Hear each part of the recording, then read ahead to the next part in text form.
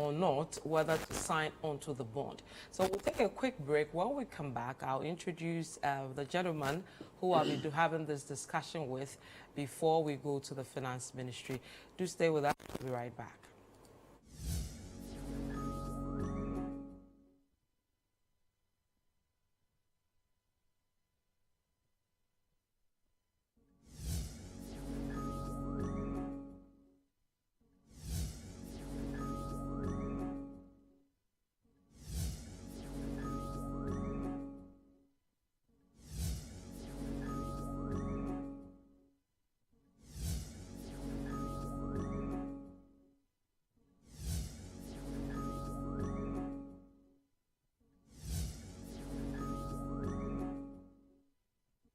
Imagine if you can get all the understanding on some of the difficult subjects you struggle with in school. As a student, do you feel dissatisfied with how hard it is to figure out the subject you're learning? Or as a parent or guardian, do you worry that your child is struggling to understand some of the subjects in school? Well, now you don't need to sign up for extra lessons or tutors. Simply tune in to Class Act, Mondays to Thursdays at 5:30 p.m. on City TV. Class Act is a show that seeks to enable senior high school students gain a much better understanding of what they learn in school.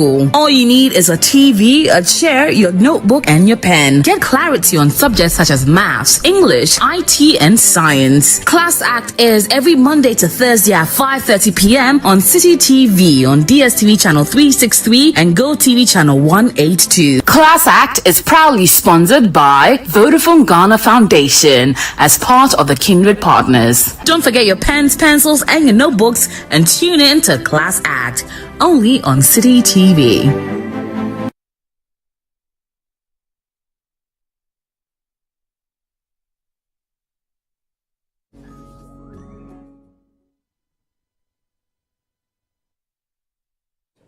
Welcome back to our special coverage of the finance minister's meeting with individual bondholders who are hoping to discuss or petition to be excluded from the debt exchange program.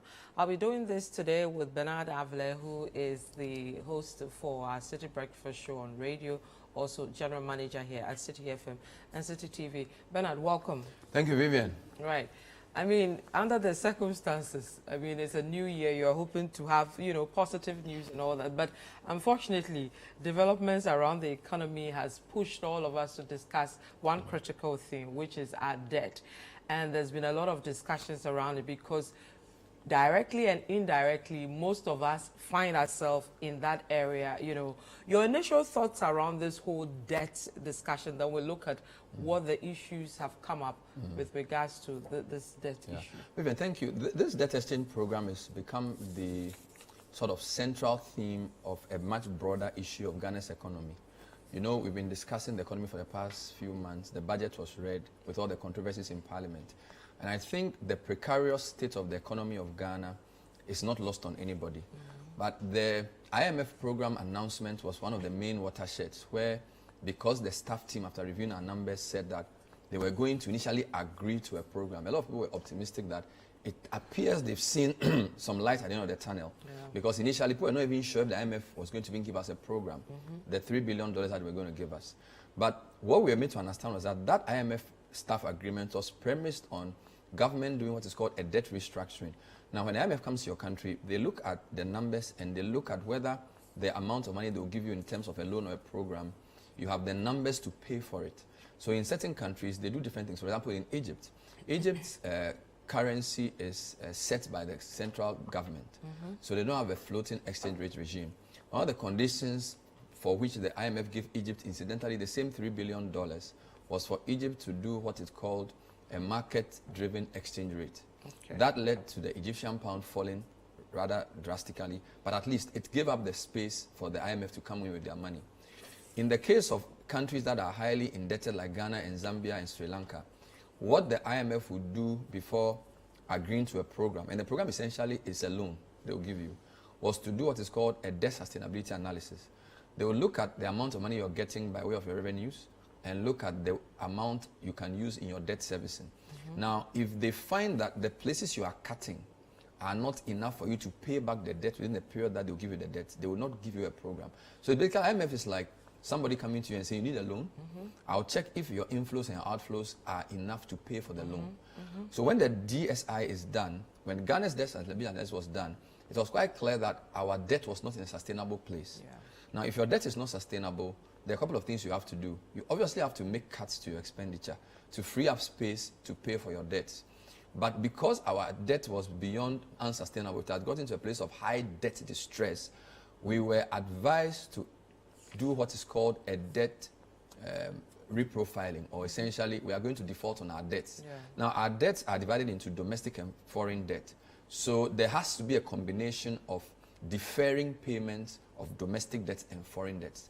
And I think the IMF staff team, having spoken to the Ministry of Finance and having understood that there would be some sort of debt reprofiling and the fact that we would default on our debts, went ahead to announce the staff agreement, hoping that between now and probably a couple of months when the board would meet on the Ghana case, the government would have made enough progress with both domestic and foreign creditors on some level of debt default and debt restructuring. That is where the problem then began. Because the government, after the IMF program, what you'd have expected was for a meeting with all creditors, form some large committee to decide the modalities of this so that when the payments will be made, what interest will be deferred, will be agreed as a team. But it looked like the government was quite hasty. They made an announcement that they were going to invite domestic bondholders for a debt exchange. They did not announce, in fact, a foreign one. Indeed, when I interviewed the IMF staff team head on the City Breakfast Show, and I asked him why the foreign debts were not considered by the finance minister, he said, well, our focus is not debt exchange.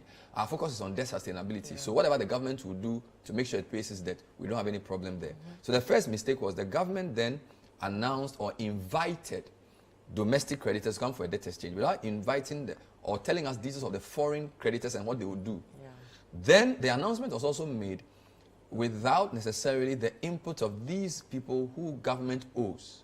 So I think the government calculation was that we are going to announce the debt exchange, we are going to agree to the general principles, and then we'll work out the details. Whereas in certain other countries, what they ought to have done was to say, okay, let's work the details out, let's agree, and then we announce. So I think that is what has complicated the whole thing. And you are having all these groups reject the debt exchange. So this is where we are. It was the IMF, so the budget, the IMF program, the finance minister's travails, and now the debt exchange, which is becoming more like an albatross around the government's Can we neck. get out of this complicated spot we find ourselves? You have the likes of Gabi tweeting that we need to, have an agreement. If not, the IMF deal is gone and things are going to get worse. That's the reality of it. You have the individual bondholders, those who have pensions locked in there, all sorts saying, no, we're not going to agree to this. You need to deal with your issues as well and all that. We're at a spot where everybody is adamant and, compromising. Can we get ourselves out of that spot? That's a good question. It's almost like you are playing a football match. The referee wants to help you, but your defenders are scoring a lot of own goals. So if the IMF is a referee, they have expressed confidence in you by announcing to the world that they will give you a program.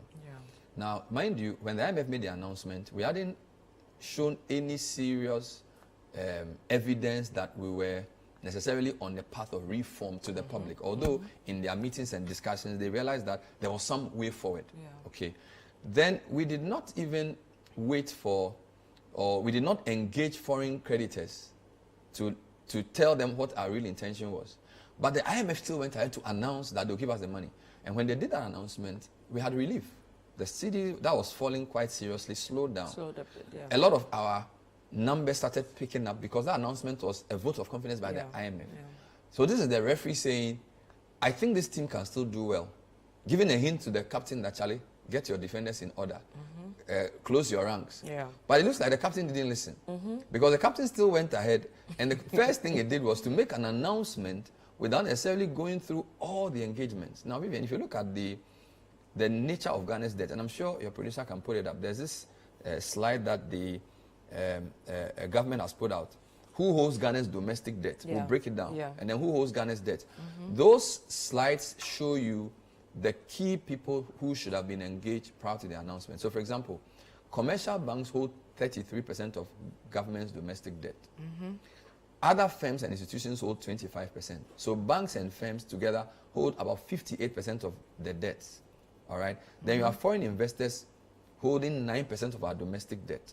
The Bank of Ghana holds 9%, pension funds hold 6%, then rural banks hold 1.4%, insurance companies and others hold 14%, SNIT and insurance less than 5%.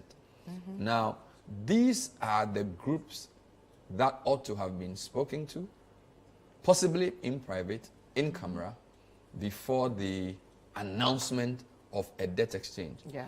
I give you the example of, say, Trinidad and Tobago, where Jamaica, forgive me, Jamaica. From the literature, there were meetings held, a committee was formed, and after the broad areas were agreed, an announcement was made. And when the announcement was being made, the key people, so in this case, maybe the head of the Association of Bankers, the guy in charge of the fund managers, the representative, the equivalent of the BOG governor, the SNIT equivalent, would all sit on a table, and the finance minister will come and announce that, having spoken to the banks, having spoken to the collective investment schemes, and all these people, we have broadly agreed on a debt exchange, and we will be explaining the details in future. Now, if you are a domestic bondholder and you see the people who represent you, having met government for like a month, coming out to make an announcement, you would know that they've already worked these things out. There would have been engagements done. But it seems as if we're quick, because of the pressure of the IMF announcement, we're quick to announce the debt exchange without doing all that hard work. So it looks like we have reversed the process. So now what is coming to happen this afternoon is something that probably should have happened a week after the IMF made the announcement. So the IMF guy makes the announcement, he does a series of media interviews and he leaves town. Then the ministry would then, of course, hindsight is easy, but that's what you would have expected.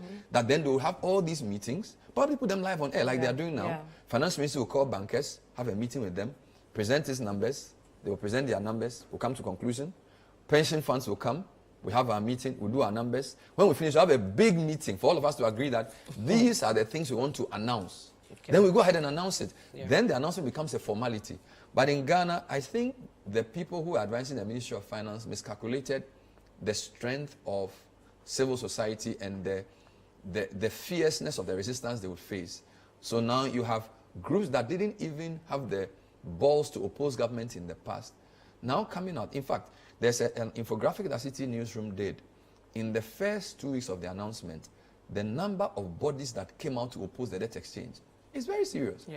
I mean, just in the first week of the announcement of the debt exchange, you had minority in parliament, Health Service Workers You Union. even had a whole minority chief whip saying that no. Majority. Can't do them. But that's much later. This is just week one. You have minority, Health Service Workers Union, TUC, NAT, National Association of Graduate Teachers, NAGRAT, GRNA, Chamber of Corporate Trustees, and then GMA. That was week one. Then you had the second batch, Securities Industry Association. They said they won't agree. Then you had pension funds. They said they won't agree. Then all kinds of groups started. So these are. So it appears nobody wants to, agree to all that. Now, Bernard, you have gone through the exchange program itself, what government is selling to these various groups to take on. What is so bad about that program, from what you've gleaned from all the documents, that these various groups don't want to sign on? So I think there are two issues. The broad principle of government defaulting on its debts, and then the terms that the government gave. So, prior to 2020, when the financial sector had challenges with banks collapsing and all of that, a lot of fund managers and investment advisors moved all the money of investors into government bonds. Because we were seen as a safe haven. So, a quick background. Typically, if you want to invest, you can either invest in stocks or bonds. Where a stock is, you go to the stock market and buy, say, shares of Farm Milk. But because of the difficulties of the economy, the stock market was not doing well. So a lot of the fund managers decided that we will increase the percentage of holdings we place in bonds and reduce stocks, because the stocks were not doing well. So if you have a fund manager of, say, EDC, a balanced fund, you would move a lot of the money from your stocks into bonds. All right. Number two, statutorily, by law, a lot of institutions were mandated by government to buy Government of Ghana bonds. So the private pension fund, Tier 2 and Tier 3, SNIT, by law, were to put at least 70% of all the money they get into government bonds. Then a lot of banks We did the analysis of the banks. A lot of banks had moved their monies into, so there were banks in Ghana who were essentially not lending. So on your screen, Bernard, just hold on with your thought for me, please. Yeah. This, what we're seeing now is the likes of Senor Husi and co. currently at the finance ministry, waiting for the minister to join them, and then they start that meeting. I can see Richard Ahiagba, the MPP's communications director. And then there's a spokesperson for government power, Yes. Bachi Dankwa, Yes, also there. yes, also there. And we're seeing some of the officials of the finance ministry as well. Yeah. So what I'm saying is that on the private side, a lot of fund managers moved monies to government bonds. Then, by law, a lot of pension funds moved their money into government bonds. Yeah. Then, by strategy, a lot of treasury managers of banks. So, for example, if a bank has money and they decide they're not going to lend to PACO because PACO is risky, they will decide that, well, let me go and buy government of Ghana bonds. Yeah. And there are banks who their loan book was reducing and all they were doing was buying government of Ghana bonds. bonds. That means that a lot of the bank's income, a lot of the banks, which income would then translate to the bank's capital, was coming from government of Ghana bonds. Yeah. So the exposure of banks, the exposure of pension funds, the exposure of all the collective investment schemes to government of Ghana bonds was very high. Very high, yeah.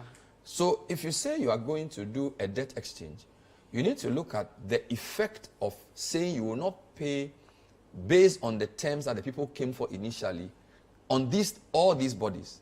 So if the terms had been to say, well, you know what, we will pay you everything that we promised you, but we'll say place a 10% tax or 20% tax on your profit. Yeah. That is not the same as saying that I promised you that I was going to pay you 10%, but I'm not going to pay you only 5%. Yeah. Because everybody has made their calculation, whether they are the pension funds or the banks or the collective investment schemes, had made their calculation on the interest rate you offered them when they came to buy the bond. Number two, they had also made a calculation on the tenor, the time you said you pay. So you said you're going to pay them in 2 years, in 4 years, in 5 years. So they are calculated that in 4 years time this money is coming and they are planning.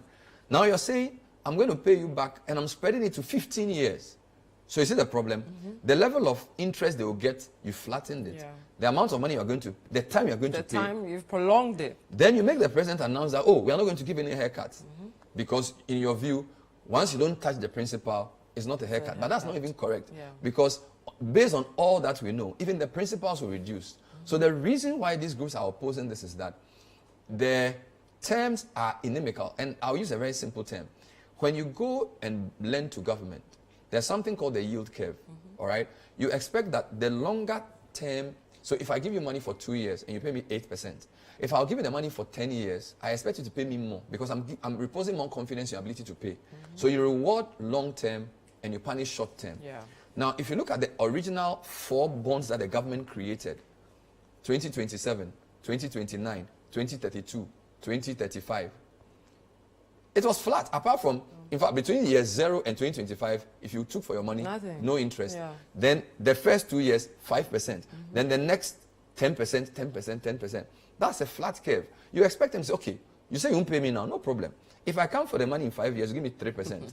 If I will keep my money with you for 15 years, give me, say, a higher percentage so that I can say, even though I'm not getting the money now, my interest is going up. But you said you still pay me the same 10%.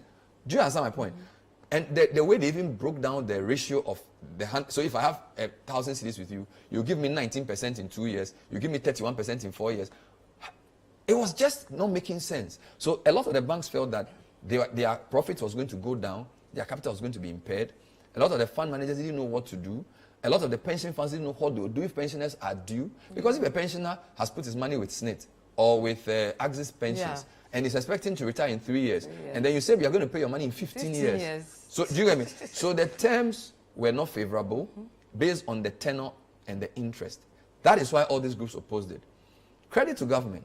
Government decided that, okay, this is not working. So I'm sure you have the details. They announced, and I'm saying that all these things they are doing should have been done at the beginning, but they've not done it. So maybe you have the details of the new. They changed the 4 groups of bonds into 12. And that came because in analyzing the scenarios with the industry said, your 4 bonds are too similar. The thing you are asking me to exchange, the 4th specific payment you are giving me is not lucrative enough and is going to destroy our business. So the government then worked with them and created 12 new products. Right? Now, that would have been good. But you know what happened? The government all along had said that this debt exchange, you look at your first FAQs, did not include individual bondholders. Yeah. So if you, as Vivian, went for an account at CSD because you have a bit of money, and you went to buy bonds from government, you were excluded from the debt exchange. So it was companies and people who were collectively investing.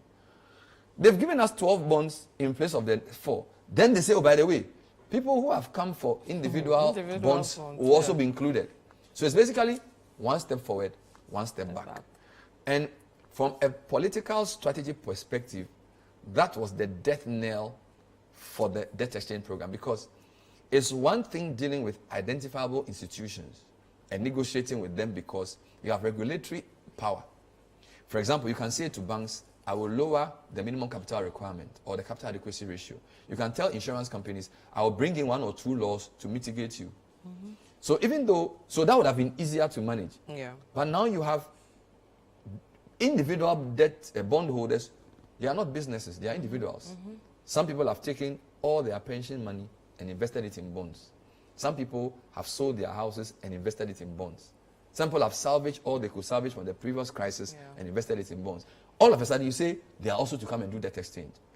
That was just off. Why were they forced to rope in the individual guys? All these, what do you think led to that decision? Which everybody, I mean, apart from them, thinks it was a no-no.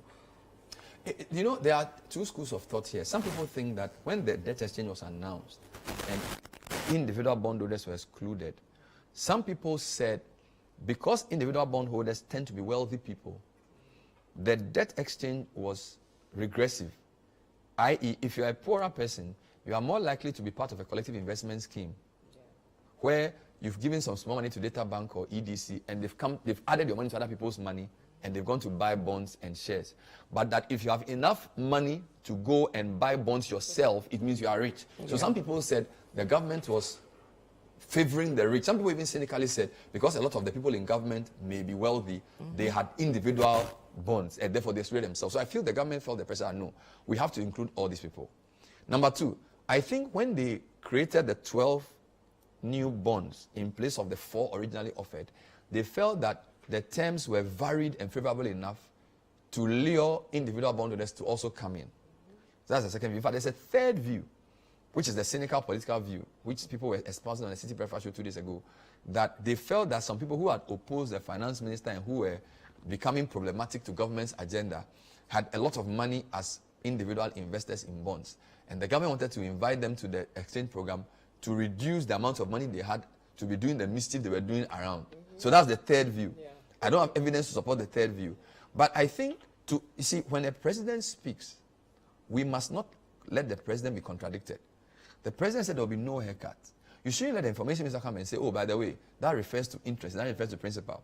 When the president says there will be no individual bondholders included, where the word of a president is, we must let it be so.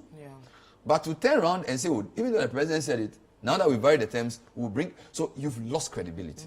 So, and that tells you that they were not engaging, a lot of the assumptions were wrong. And I also think that the consultants they brought, even though they may be experts in debt exchange globally, money is very cultural. And the way different cultures see money is different. So even though your consultants can give you some hard numbers, they cannot predict the way Ghanaians will mass up against debt exchange. Now, this group that is coming on air right now was the game changer. Because as soon as you bring in individual bondholders, Senor Hosi and his people, there are lots of, and trust me, he's not doing this alone. There are lots of people who are saying, we can't agree to this. You heard them on the big issue on Saturday. You have allowed a very strong sleeping giant to awake. You saw the pensioner individual bondholders, led by no mean a person than Dr. Edu Anani Entry. You've interviewed him many times. I mean, he taught us investments. Yes, I mean, at the stock exchange. Stock exchange and all that. He says, all my 25 years of teaching people about how to invest, if you go about this thing the way you are doing, you've wiped that out. Because we have to change our notes. And apart from the fact that he and his colleague pensioners have their individual money being impaired. So the government miscalculated big time by belatedly including the individual bondholders. And this is what has led us to this meeting, which I believe has also emboldened the banks So prior to the individual bondholders coming in, the banks were very muted. Yeah. Then you saw a statement from Ghana Association of Bankers advising all their members not to sign up without talking to them. They didn't do this 2 weeks ago. Yeah. Then the GSIA welcomes the extension, but remains adamant that they will not sign up under these inimical terms. So this is a series of miscalculations and own goals. Of course, we've not been here before. So it's easy for me to sit here and say they should have done it this way. But I'm saying that all is not lost. If you look at the posture of the cameras, the pictures that were shown, it looks like a cordial arrangement for now. Let's hope they are open. Let's hope the terms are favorable, and let's hope they can get something, and then we all move on with our lives. Bella, what kind of terms would you want to see that should, the individual bondholders can manage with? I mean, somebody has to give. We all have to give at the end of the day, but it should be from our heart, from within. Which kind of agreement do you think will be okay for all of us to walk away from the table at least satisfied, if not happy? I think the first thing is that the premise that the debt exchange in this form is the only thing that can save the economy is not true and must be debunked. So they all have to agree that government cannot pay some of its debts and collectively agree on where the government can default without destroying an industry. Okay. Now, the present approach is that everybody says, don't touch me because I'm special. Yes. Insurance says, don't touch me. Yeah. Pension says, don't touch me. Banks say, don't touch me. That's not the way to go. I think the way to go would be to say, look, this is the spread of our debts. This is the 10 years. This is the average interest we are supposed to pay. And this is the average term we are supposed to pay. Based on the amount of savings we need to make for our program for 2023 to work, we may say we need a 5% reduction across board of all our indebtedness, and we need a 3 years, and then we can ask pensions, how much can you give? Banks, how much can you give? Insurance, how much can you give? Individual, how much can you give? When everybody tells you how much they can give and put together and say, oh, by the way, we are still 2 billion short, then they can say, okay, that 2 billion you are short, does it have to be debt exchange? Can you reduce the size of your government? Can you defer this government program? Do you get me? It must be, so government must come and say, I owe 10 billion. And I have to pay in 2 years. I have only 5 billion. So I need to save 5 billion. If I reduce everybody's interest by 3%, it will save me 3 billion, but it is still left to 2 billion. If I defer your payment for 3 years, I can make 1 billion. Since I have 1 billion, where would you get that 1 billion? I think that's how they should approach this. Then the people will say, okay, by the way, here's a plan we can give you. If you stop this government program, which we think is wasteful, you can save 1 billion here. If you stop this one, you can save 2 billion here. Then we can all agree that we are all taking a cut. Right now, what is happening is that all these groups feel the government is pushing the burden on them, still continuing their government flagships. I mean, we are sitting here, all the government flagships that have been announced, I don't think the policy document for those flagships were even discussed in the public domain. I stand to be corrected. They were decisions government promised in the manifesto. They went ahead to do. 1D, 1F, 1 village, 1 dam, school feeding program, planting for food and jobs. We said we'll do it, another will do it, he's done it. Even the oil for, gold for oil. Gold for oil. Where is the policy document? So the government itself, the way it has approached, its style of government has not been inclusive. It's not been, how do I put it? It's not brought people along. It's basically said, we are in power, we know better than you, this is what we want to do, we'll do it. Okay? Now, if there had been some consensus on these policies, and we agreed on, so for example, if the general population agreed that free SHS is good, but that there should be some means testing so that it will not be wasteful, they would probably understand why you are spending oil money on free SHS of this amount. Do you understand? But because of the way government pushed these programs through, people think the government is just trying to achieve its political aim and making them suffer for government's own mistakes. Do you follow me? So, if this meeting is to be successful, it must not come with a take it or leave it approach. It must come to say, look, this is the problem we have to solve collectively. This is what I can do to reduce the pain. This is what I am offering. What can you offer? Let the people come forward and say, it's like we are going to build a church. Women's Wing, what can you do? Do you understand? I think that the way Ghana works, that approach may be better. Right? Where the people themselves come forward and say, from the calculations, and don't forget, before all of this, a 5-member committee led by Albert Essien, with people like Simon Donu and Alexa Siedu, was set up, and their mandate was to advise on how a domestic debt restructuring should go. The committee had one of the most experienced bankers in the country, in fact 2. One of the leaders in the securities industry, one of the most brilliant women in insurance, and somebody from a legal background to work on this. I think to bring, and those people, the work they did, from all I know, it considered multiple scenarios, including scenarios of even saying, we will pay everybody what you are promised, but we'll tax it for a short period. So, for example, if I have gone to put all my bank's income in a government security, I've decided to put 60% of my income or my money as a bank into government bonds. And that is what is going to be my capital for the next 3 years. If you said to me, I'll still pay you what I owe you, but I'll give you a 10% tax or 20% tax on it so that I'll get some of the money back. I'm sure that wouldn't have been as bad as saying, I won't pay you until 2032. And I'm sure so I'm saying that committee's work, probably the government should go back and say, look, let's go back to what that committee did, because they are credible people. So why are they going contrary to what the committee... Well, we can't say they are going contrary to what the committee put out, because the committee has not been bold enough to come and state what they did. Okay. That's point number 1. The reason I am very sure the committee did not recommend what they are doing is that the industries the committee members represent all disagree with what the government is doing. And the reason the government chose the people for that committee was because their experience and credibility in their industries. For example, Alexa Siedu is the immediate past president of the Ghana Security Industry Association. He was the chief executive of Stanley, which is the investment arm of Stanbic Bank.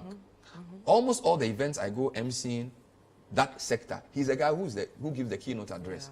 Such a person will not go and say that, go and give me 4 bonds at set inimical terms.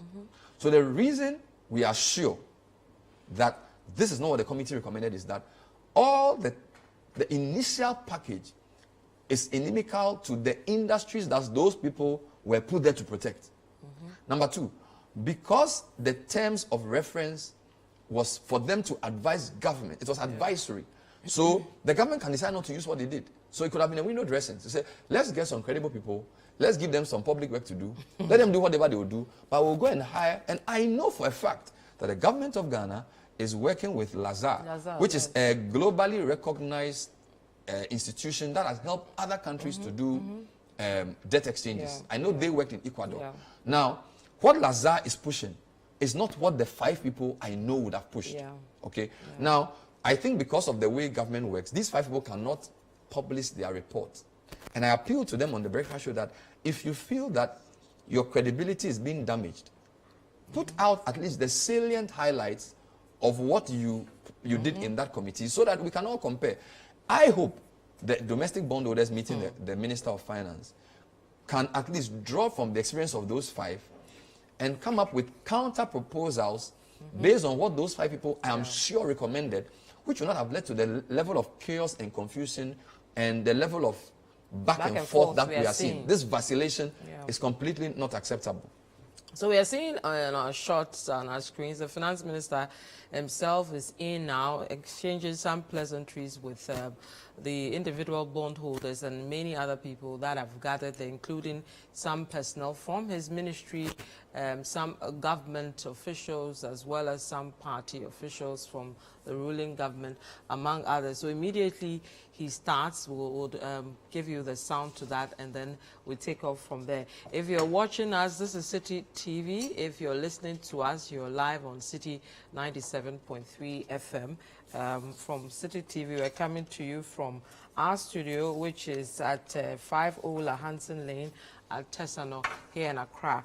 The agenda on the table today is individual bondholders are meeting with the Minister of Finance to discuss their petition to be excluded from the debt exchange program. I'm here with Bernard Avila. We're trying to break the issues down We've gone through why we're seeing the back and forth of the opposition, what government should do to ensure that everybody walks away from the table at least satisfied, the way forward for us and all that. Bernard, you know, before I started doing business news, I remember when I was young, the advice my dad gave me at the time was the safest place to have your investment is government bonds, treasury bills and bonds. You never get it wrong. Now, this new development has changed the whole, you know, thoughts, idea, and the fact that we may not have that anymore. What is the future of investments in terms of government securities for all of us with what is happening? That's a very dicey situation you've painted. First thing I'll say is that this challenge with where to invest your money is not just unique to Ghana. Globally, stock markets are not doing well. Globally, bond markets are misbehaving. Okay, Bernard, hold your thoughts. We'll come back. Let's go to Finance Minister. He started speaking and picked Fantastic.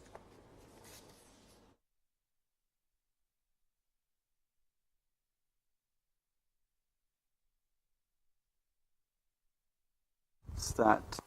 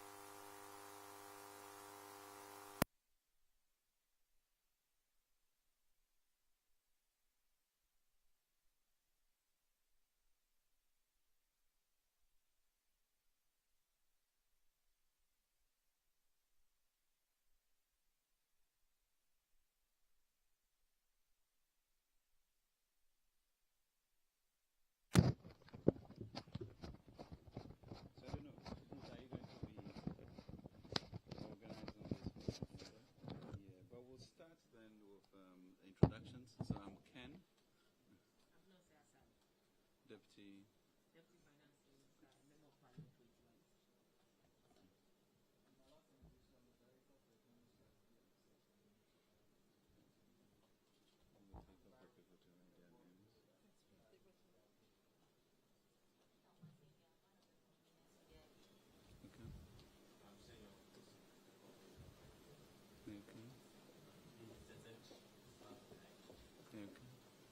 Martin, Pebble, part of the idea. Legal Minister, member of the forum.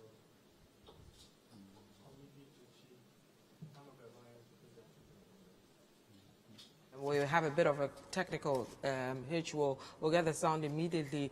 We can't, so please do stay with us, bear with us. My name is Vivian Kyle. I'm here with Bernard Avle. Bernard, the Finance Minister has started speaking. We'll try to rectify that. But you were making some interesting No, I'm points saying that before. globally, everybody's confused as to where to put their money. So it's not just in Ghana, but more so in Ghana because globally, yes, bond markets are struggling, stock exchanges are not doing well, crypto is plummeting, housing markets are down. So people are thinking of where to invest. But in Ghana, it's much more serious because what would have been the safe haven, which is the government bonds, is going through this. So, look, there are a lot of people now thinking of alternative investments. People are thinking about putting money in housing, buying houses. People are buying foreign currency. It's not a good thing because at the end of the day, it affects stability of the economy, which is why people are advising the government to be very careful what it does in this season, because a whole generation's mindset about investment could be shaped by what is going on. And if people believe that lending money to government is not the way to go, and that they would rather buy a house or a land or buy an Uber than to put their money in government, a lot of industries that depend on government borrowing will collapse. So they shouldn't just think about balancing the books for an IMF program. They should think about the message they are sending to a whole generation. The course outline for investment programs. Okay, Bernard, we've been able to fix our issue. So let's go to the Finance Ministry and pick the Finance Minister. January 31st, really to give us time to incorporate other ideas that have come up so that we'll have a successful debt exchange program.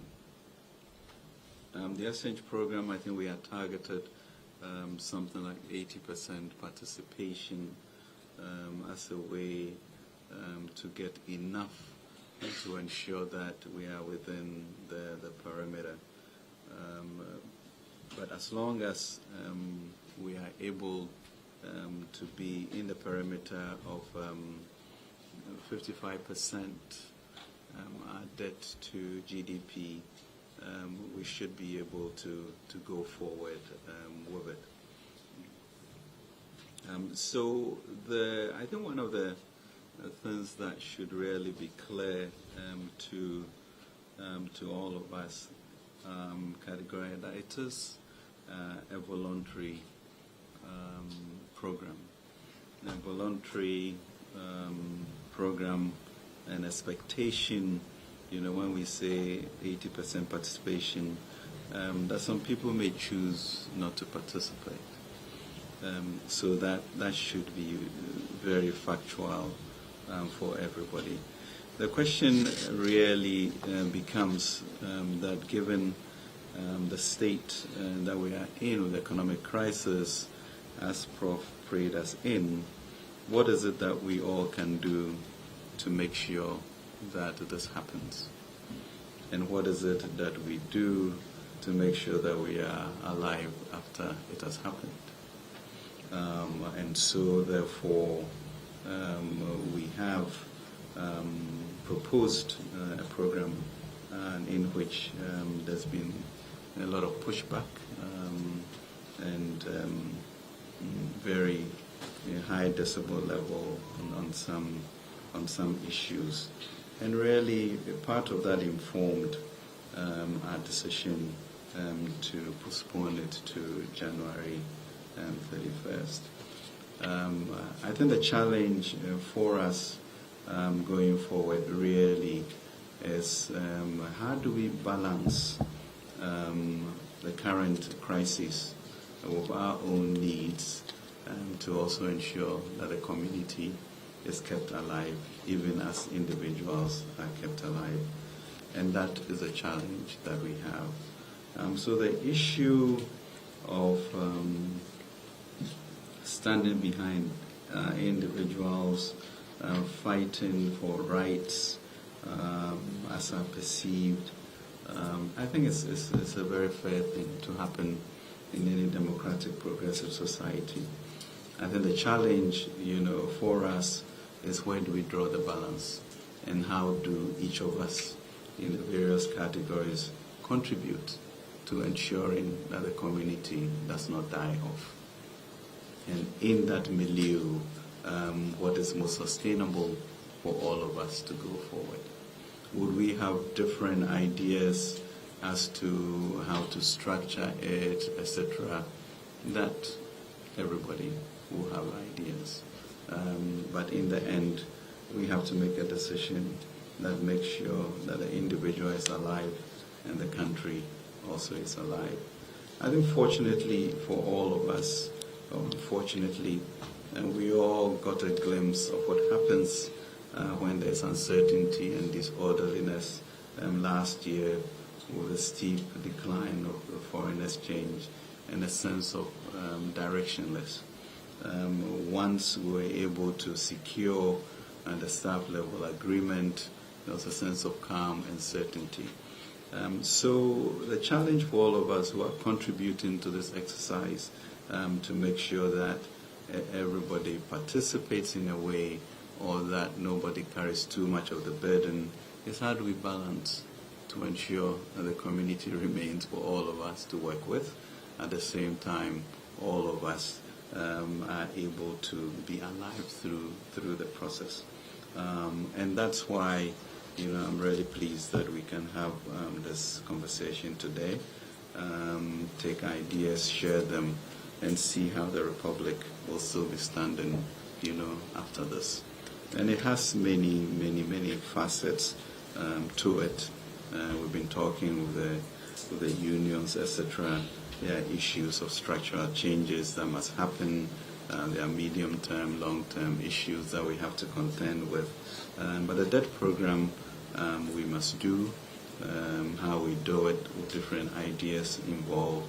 We can contain that, ensuring that we don't miss what we call landing zone in 2028. I'd like to welcome you here and really hoping for a very engaged discourse which will help us make some changes that will ensure that the bond exchange is successful, and at the same time all of us participate to the tune in which we will be alive to enjoy the benefits in future. So thank you very much indeed for that, and that's what we'll have for everybody. But I think we should be very clear that this is a voluntary exercise. And so I have seen some really very dramatic videos as if the situation has already commenced. And that's really not true. It is voluntary. We anticipate about an 80% maybe success rate, and that will be enough to keep us within the parameter. And so let's keep that at the top of our mind. But our key issue, any society, as I say, that does not protect its elderly, it's not the type of society we want. So these are welcome remarks, but we should, do that and advocate in ways that do not break the fabric of the society. So thanks, and really look forward to what we are going to be discussing going forward. And thank you very much indeed. Thank you, Honorable Minister. Thank you, ladies and gentlemen. Ladies and gentlemen of the media, thank you very much for your coverage so far. I would ask you to now kindly excuse us for a closed door session.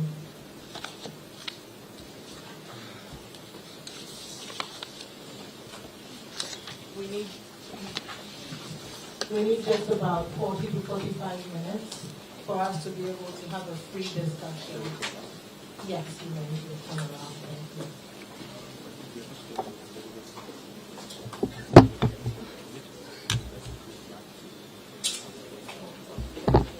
Please do turn off your cameras. Thank you.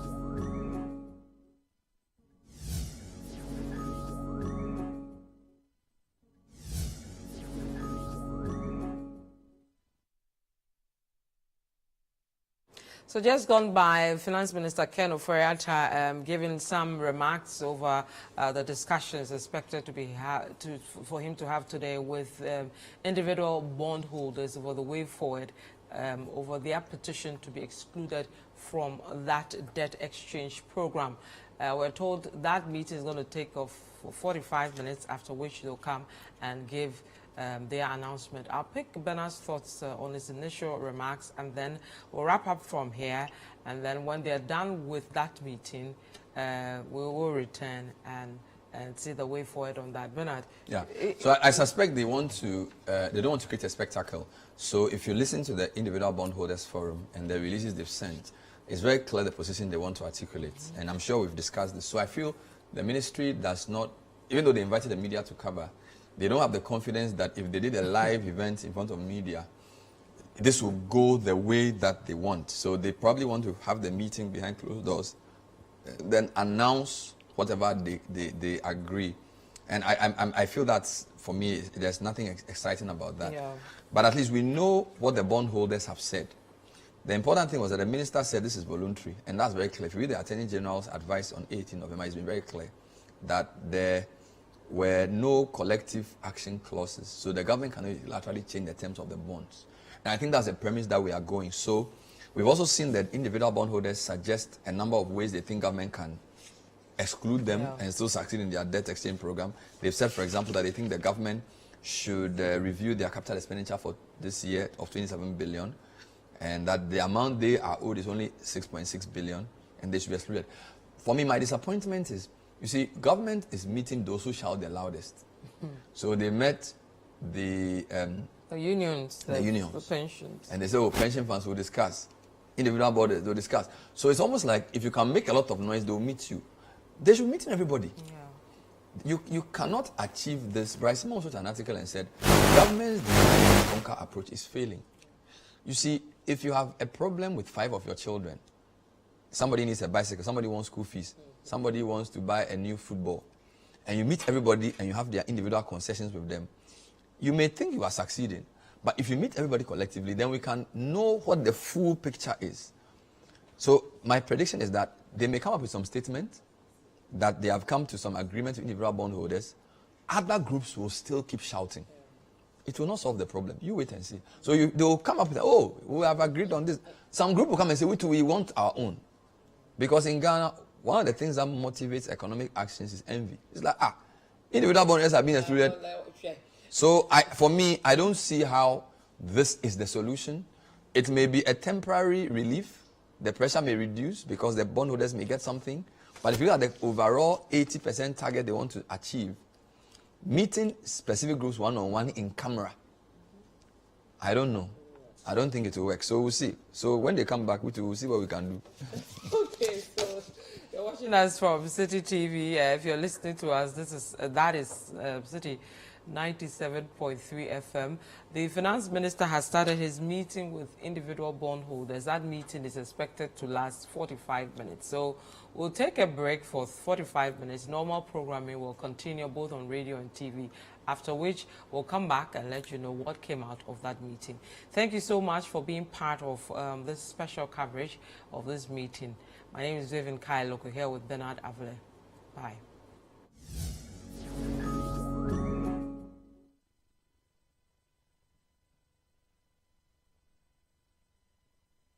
My name is Gina, and